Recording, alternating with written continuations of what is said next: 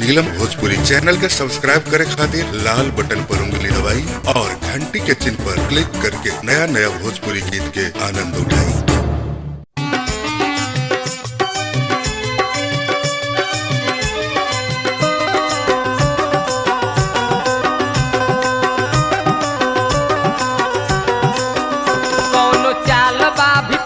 कोई से कोरी खुलासा बा भितरिया कोई से कोरी खुलासा देवरा गाड़ी लड़ावे खातिर भइल बाटे लासा देवरा गाड़ी लड़ावे खातिर भइल बाटे लासा कोनो चाल बा भितरिया कोई से कोरी खुलासा कोनो चाल बा भितरिया कोई से कोरी खुलासा देवरा गाड़ी लड़ावे खातिर भइल बाटे लासा देवरा गाड़ी लड़ावे खातिर भइल बाटे लासा कोनो चाल बा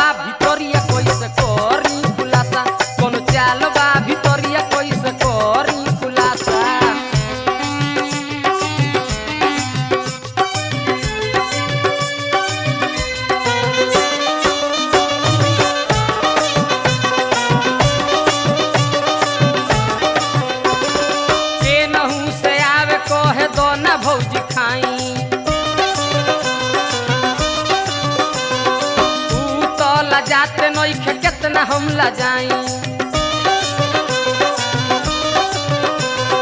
केनहू से आवे कहे दो ना भौजी खाई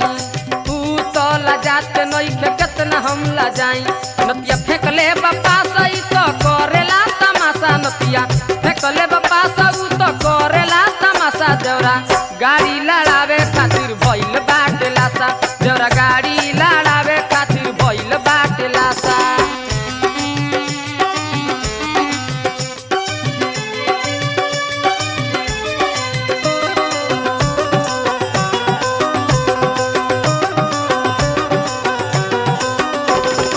घरही में देवरा रहेला घुरियाई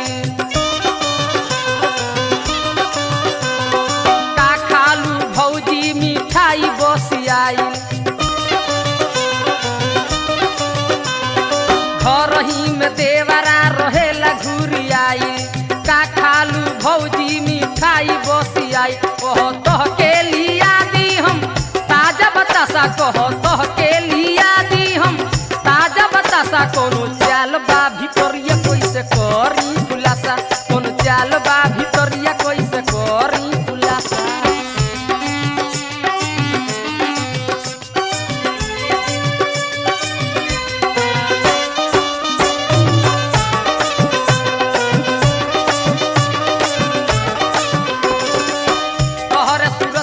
पर जानी हम मरी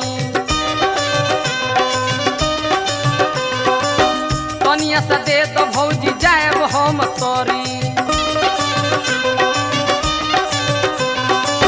तोहरे सूरतिया पर जानी हम मरी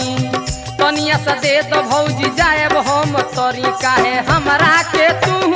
देखाव तारू चाटा काहे हमरा के तू देखाव तारू चाटा कोनो चाल बा भितरिया कैसे करी खुलासा कोनो चाल बा भितरिया कैसे करी खुलासा